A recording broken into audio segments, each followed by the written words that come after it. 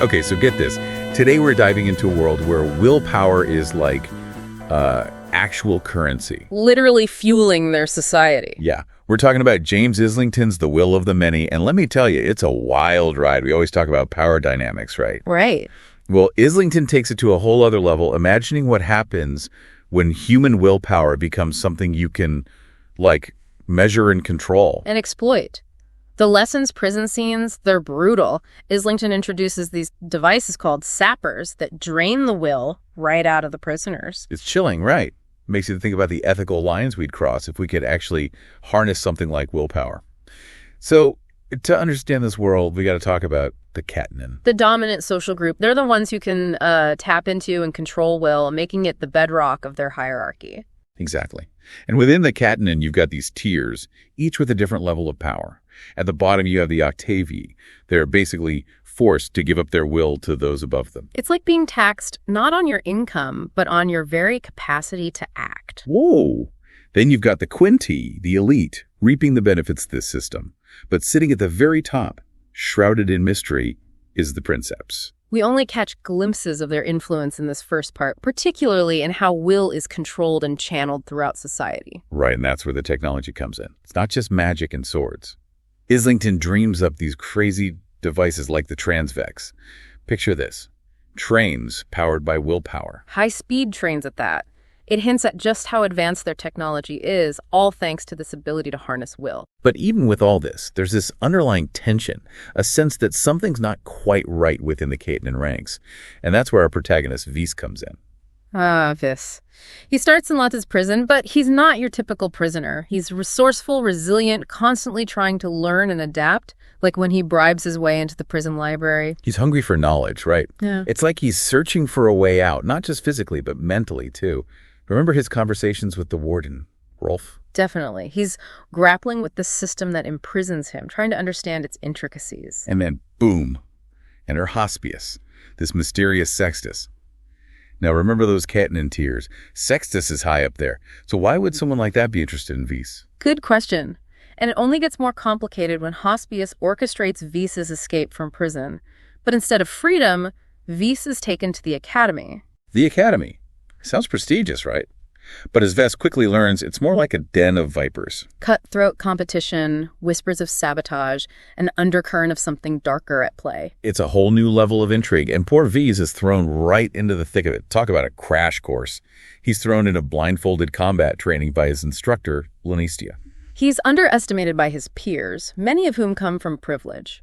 But Vys has this raw talent, this determination. He's like a sponge soaking everything up. Exactly. And the deeper he goes, the more he starts to see the cracks in the Academy's facade, in the Katanen hierarchy itself. He uncovers secrets that hint at a much more complex, potentially dangerous truth. And it all ties back to the very foundation of their society, this control and manipulation of willpower. And remember how those in power love to control the narrative? Well, Islington throws a curveball with the Anguis. This rebel group operating in the shadows, they stumble upon these ancient ruins. Right? Yeah, and these ruins suggest a civilization way more advanced than the current Katanen world. It's like finding, blueprints for a spaceship in a medieval castle. Totally. And then there's Ulsiskor, this high-ranking Katanen, a Magnus Quintus, practically royalty. And he plucks Vys from obscurity. Right, like adopts him, basically. And tasks him with infiltrating the academy, but not to learn. Ulsiskor needs Vys to be his eyes and ears. His brother, Karer, disappeared from the academy years ago, and Ulsiskor suspects foul play. Intrigue on top of intrigue. And guess what Vys stumbles upon during his little spy mission? Clues that link the academy to those ancient ruins. It's like everything's connected. Remember those Transvex, the will-powered trains? Yeah, it's super cool, right? Yeah. Well, imagine something even more powerful. Rumors swirl that the Academy holds the key to a technology that makes Transvex look like toys. So while Vys is busy trying to survive this cutthroat school, he's also uncovering a mystery that could shatter the Katanen hierarchy. It's a good thing he's got friends on the inside. Calidus, the gossip with a heart of gold, and Eidhin, the tough but honorable classmate. They show that even within a system built on power, there's still room for genuine connection. And through them, Vys starts to see the cracks in the Academy's perfect facade. Like, remember how we talked about the ethical issues with commodifying willpower? Yeah, how could we forget? Well, those dilemmas become impossible to ignore when Vyse discovers that the Principalis, Viridius, has been covering up student deaths potentially linked to those ancient ruins. So now we're talking about a whole other level of corruption. It makes you think, how far would they go to hold on to power? What lines are they willing to cross? And then there's the Idicium. The Idicium. On the surface, it's just a competition, a test of skill for the Academy students.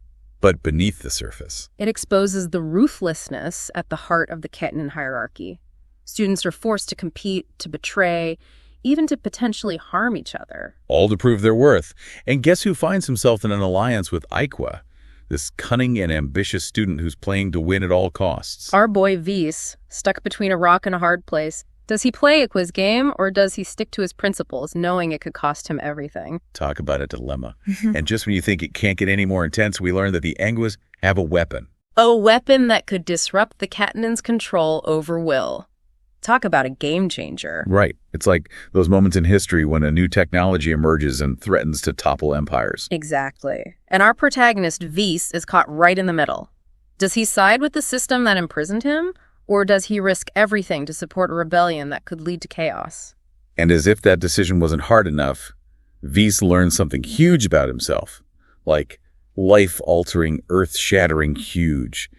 Remember those hints about his mysterious past? Oh, yeah. It turns out his connection to this world is far deeper than anyone, including Vyse himself, could have imagined. So last time we left, Vyse dealing with a game-changing injury and a truth that turned his world upside down. It's like realizing everything you thought you knew was a lie. And just as he's trying to process it all, bam, he loses his arm during the Idischema. Talk about adding insult to injury, right? It's like a physical representation of how his sense of self has been shattered. And the worst part, the people he thought he could trust, the ones who should have been guiding him, they're the ones who betrayed him. And Viridius, that master manipulator, he sees Ves's vulnerability and swoops right in. Promises of power and knowledge, preying on Ves's doubts and fears. Classic manipulation tactic, right. But here's where things get really wild. Remember those ancient ruins, the ones hinting at a civilization way more advanced than anything the Ketenan have? Well, they're more than just ruins. They're like gateways. Gateways to other realms, places directly connected to the source of will itself. It's mind-blowing. Suddenly the scope of everything expands and the possibilities are endless.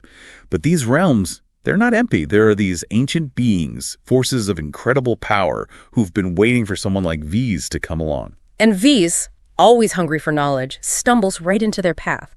He finds this hidden chamber in the academy and boom, he comes face to face with one of these ancient beings. It's like that moment in a movie where the hero realizes they're in way over their head. But there's no turning back now. Vyse learns that his lineage, it doesn't stop with the Ketenan. He's descended from a long line of guardians, protectors of the balance of will itself. Talk about a family legacy. And with that revelation comes an impossible choice. Does he embrace this destiny, or does he try to hold on to the world he knows, even though it's crumbling around him? It's a heavy burden, right? Especially because his friends are caught in the crossfire. Calidus, Aedhin, even with their privileged upbringings, they're just pawns in this game played by these ancient forces. And that's what makes Vyse's decision so compelling. He could walk away, but he can't ignore the people he cares about. He realizes that true power isn't about control. It's about using what you have to protect others. But before he can face the big bad, he has to face himself. Right. He has to confront his own weaknesses, his fears, push his willpower further than he ever thought possible. It's like those training montages in martial arts movies, but instead of punching through wood, he's pushing through his own limitations. And just when he thinks he's got a handle on things, he's hit with the ultimate temptation. Ultimate power. It's a classic test, isn't it? The seductive whisper of darkness, promising him everything he ever wanted. Will he succumb to the dark side? Well, what makes Vyse so heroic is that he never loses sight of his humanity. He remembers his friends, the world he's fighting for, and that keeps him grounded. And that's the kind of hero we need, right? Someone who remembers their empathy, even when faced with unimaginable power. Absolutely. And that empathy fuels his final confrontation with the forces of darkness. It's this epic showdown, a culmination of everything he's learned and overcome. And it's not just a physical battle, right? It's a battle of wills, a clash of ideologies. Exactly. And of course, Vyse ultimately triumphs. But victory comes at a price, as it always does. Lives are lost, sacrifices are made. He's changed by the experience, marked by the scars of battle, both physical and emotional. But he's also stronger, more determined. He realizes that true leadership isn't about wielding power over others. It's about inspiring them, guiding them, using your strength to protect the vulnerable. So, what's the takeaway from The Will of the Many?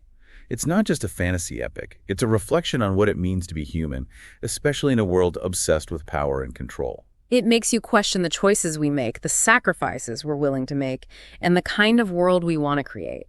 Especially in this day and age, with technology advancing faster than ever, it's a good reminder to think critically about the power we hold, both individually and as a society. We hope you enjoyed this deep dive into James Islington's The Will of the Many.